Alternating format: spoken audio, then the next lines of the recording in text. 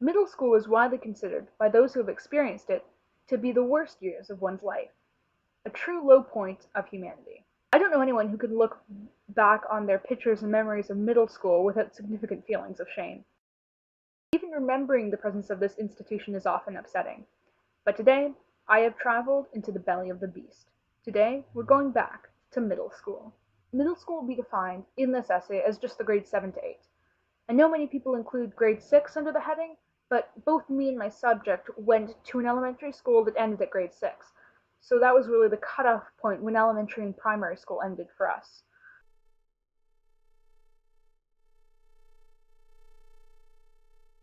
The age of the subjects will generally be between 12 and 14. More generally, we might refer to this age range as adolescence. The beginning of adolescence is loosely anchored to the onset of puberty, which brings dramatic alterations in hormone levels and a number of consequent physical changes. Puberty onset is also associated with profound changes in drive, motivation, psychology, and social life. These changes continue throughout adolescence. Middle school is a time of dramatic change. In many cultures, this time period is commemorated by a ritual rite of passage. The bat mitzvah or bar mitzvah occur at ages 12 and 13 respectively. The Australian Aboriginal walkabout, which young men go through, can happen anywhere between the ages of 10 to 16.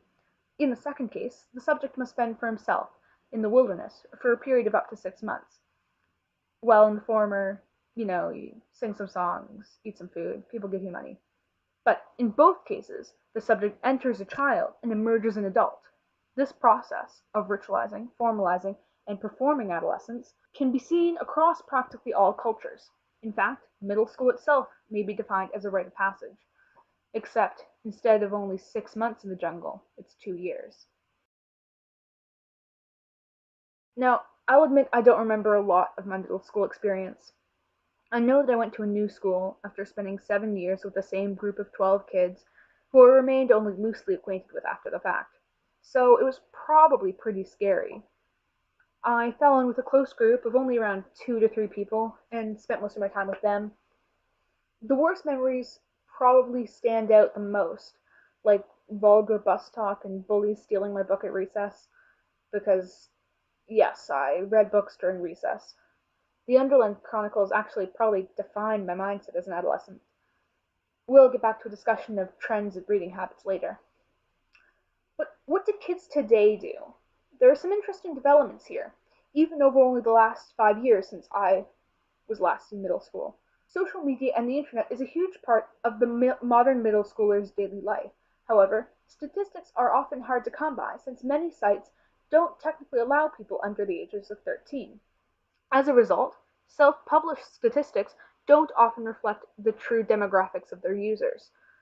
According to a British survey, around three-quarters of children aged 10 to 12 use social media, despite not being allowed. In my observation, it seems that social media uses has switched from primarily Facebook and Twitter to primarily Instagram and Snapchat.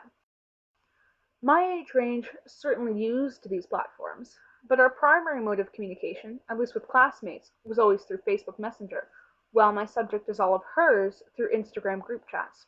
I spend most of my time on Instagram. I think most people do. Though it varies. People are different. And Snapchat and um, I don't know, Twitter. I guess I don't know. Note that this was not reflected in the British survey of children 13 and under. Facebook is still the most popular, although Instagram is close second, according to them. Results might be different regionally, or it may be that most middle schoolers have Facebook now but use it more infrequently, or there may be no actual downswing in Facebook use at all. It's just that Instagram has gained greater prominence in the last 5 years. I know that in my personal observation, middle schoolers are less likely to use Facebook often because many of their family members are on Facebook and they don't want to be questioned by their grandparents or other family members about their social media habits. For example, their friends or interactions or contents of their posts. There is, from what I've been able to observe, very little adult oversight in regards to social media use for the majority of middle schoolers. The practice of social media use is cloaked in a veil of secrecy, and the middle schooler is often very hesitant to share details with the uninitiated. Online communication is a very significant part of the middle schooler's social life, and as such, Middle schoolers today put a fairly large amount of time and effort into their online presence, and are fairly knowledgeable about the intricacies of the various platforms. So, you can make a business account. So like, You this can only account, make money on a business account? yeah, I have one of mine is on, but like it's on a business account, but it's not like I don't promote my stuff to make money. But you don't make any money just off of like ads that the No, site you have to generates? turn on promote. See, there's like a promote thing. You can, it's not like you can choose Oh, I whether see. you want it to be like a business account where it's promoting things, or whether you just want a business account and you don't want it. So what makes it a business account if you're not, if Well, you you haven't can enabled see- ads? You can see like view insight on your post and see. Oh, Like, so you get more information Yeah. on the viewership. so I you get see more that like demographics. 2 people saved it.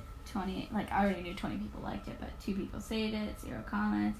Oh, yeah, so 3% two of the bookmarks. accounts that saw this post weren't following you. Reached 65 people. Impressions on 91. That means that you got Um, 65 eyeballs. That 65 people saw yeah. the post. And That's that interesting. impressions is 91. And then What does impressions mean? I think that just means how many times it was viewed. So like, if it was like someone clicked on it, if like it said only one person saw it, but they clicked on it 91 times, then it would be, that's how many impressions.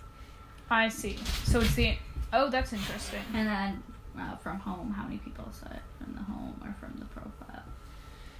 What do you mean from the home or from the profile? like from home, like so this is my profile. So if they were at this part home and they just saw my post here, and then so they liked it, or if they actually went to my account, went to it and liked it.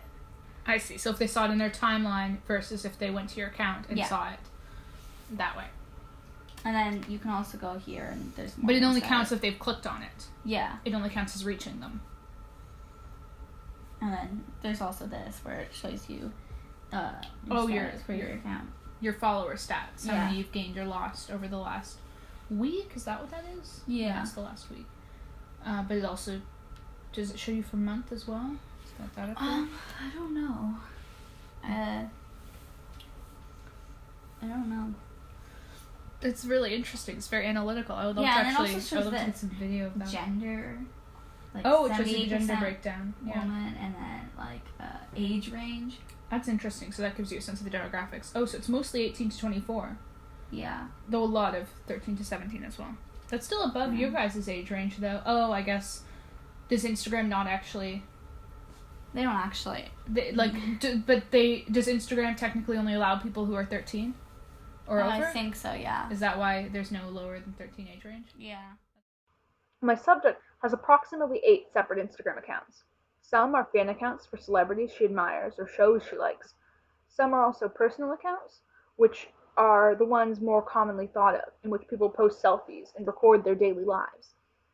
Many posts have a strong artistic component, either drawing or edits, which are aesthetically pleasing pictures, usually of people, that have been altered to create different backgrounds and color schemes. Riverdale and other shows about teens are very popular with this age range, just as it was when I was a kid. Like when I was their age, kids today still enjoy Disney Channel original movie musicals. As far as books go, there seems to be slightly fewer of them floating around than when I was in middle school, though this may be a limitation of my perspective. The most successful books, interestingly, are still mostly by YouTube and other celebrities, with a smattering of other young adult or YA fiction.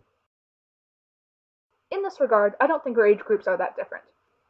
When I was that age, John Green's The Fault in Our Stars had just come out, and it was one of the most popular books and movies in my social circle at the time. I even went to an opening night screening of the movie with a friend when it first came out. The 2018 equivalent of that young adult novel turned movie is probably Love, Simon, which in and of itself demonstrates some of the notable changes which may have taken place in the last 5 years. Even after only the last 5 years, the books and movies which are most popular among middle schoolers have gotten more politically aware, or woke. Mental illness and romance continue to be dominant themes. However, representations of racial and sexual minorities have been gaining in prominence. Okay, so we did just see Love, Simon, so I want to ask this. Are there any gay kids at your school?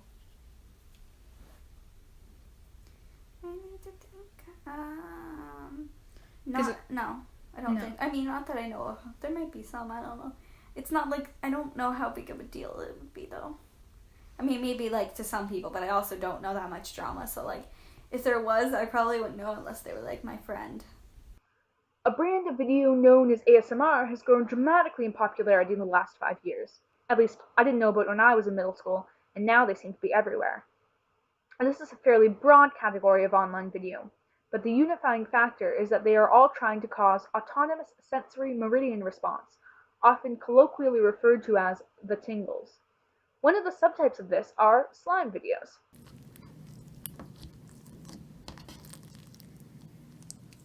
Similarly to a stress ball or other fidget toy, playing with slime can relieve stress and calm anxiety. People watch them for the pleasing tactile responses they invoke, making the viewer feel almost as though they are the ones playing with the slime. There's an artistry that goes into constructing the set for playing, and in how systematically one folds, stretches, or twists the slime. There is a strong and particular aesthetic sense to these videos.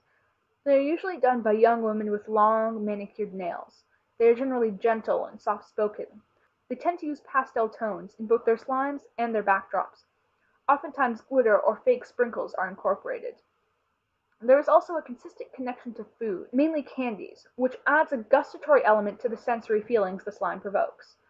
Many, including my subject, go on to make their own slime. This is one of the many so-called DIY projects out there. They often do the same with cooking projects. By taking inspiration from what they see online, middle schoolers transfer the sensory and gustatory experiences of the virtual world into their real lives. The middle schooler's life is constantly fluctuating, both in regards to social life and personal interests. Obsessions burn fast and bright. If you ask someone about a musician or online creator they've professed a great liking for, they're very liable to say, "That's old news. They're not cool anymore. I haven't liked that for ages." For the middle schooler, the now is a very short range of time. 1, 2 weeks ago is outside the now that really matters, that's really real. The self of a month ago is no longer someone they identify with, and the feelings they had then are now foreign to them. They are not often forthright about the extent of their constant conflicts, in the same way that they are highly secretive about their online activity. In fact, the middle schooler spends much of their time talking about and mediating interpersonal conflicts, both online and off. Although for privacy reasons I am remiss to provide further details, I have recorded multiple major conflicts this year alone. But I would like to admit that, from what I've seen, the middle schooler is much better at mediating these conflicts than media perception indicates. Of these major conflicts, all of the relationships are now amicable, if not fully healed. This is part and parcel to the constant fluctuations. Things eventually seem to return to a median state. In all of this, I have touched on, but not fully explored, the subject of YouTube. Online video has yet to surpass television, but it is gaining attention. The most popular format for online video is the vlog, short for video blog, in which an individual talks to the camera for anywhere from 5 to 30 minutes usually. Many people have become famous this way, and the backbone of this new economy lies on these young viewers, these tween middle school aged viewers. So the majority of the content is targeted towards them. The aesthetics of these videos are often amateurish, immature, and inappropriate. When compared with television, these types of video are incredibly transgressive, because not only do they have no censors, before the recent adpocalypse in which advertisers started withdrawing their support for these types of content creators, but they also often have no quality control to make sure the sound and acting and cinematography all work properly and look nice and just seem professional. As such, a very specific aesthetic style has developed in regards to these videos. They are flashy and loud, and the thumbnails are bright and busy. The vlog is tightly edited to create a sense of energy, and sound effects or other clips are often added in. Creators often use pets, their children, or their romantic relationships to gain views. Smile for the camera. Smile. Content is released weekly, or sometimes even daily, so as to flood the viewer with obscene amounts of content. Copyright claims are incredibly loose, so these creators tend to borrow video ideas from each other, which is sometimes formalized in so-called tag videos. In recent years, many of these creators have seen scandal, most recently with Logan Paul's Suicide Forest video, which made waves across the internet. Many of these young viewers are incredibly loyal, to a degree where they will not see fault in their idols. This unquestioning subjugation to authority, although it is not the authority approved of by wider society, reminds me of Victor Turner's theory of the rite of passage.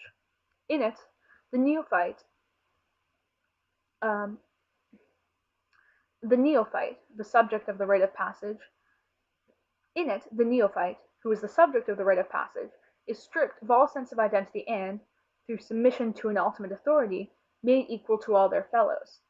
In the socially fluctuating world of middle school, this type of idol worship helps provide a level playing field. Oftentimes, strong friendships form as a result of this type of idol worship. In conclusion, middle school is a time of great fluctuation. People often try on different identities and personalities in an attempt to find a place in the world in which they are comfortable. Social media is another forum on which this fluctuation and changing of identity takes place. Whether we like it or not, the majority of these interactions occur outside the purview of adults. Thus, the exact process of growing up in the internet age is still somewhat mysterious.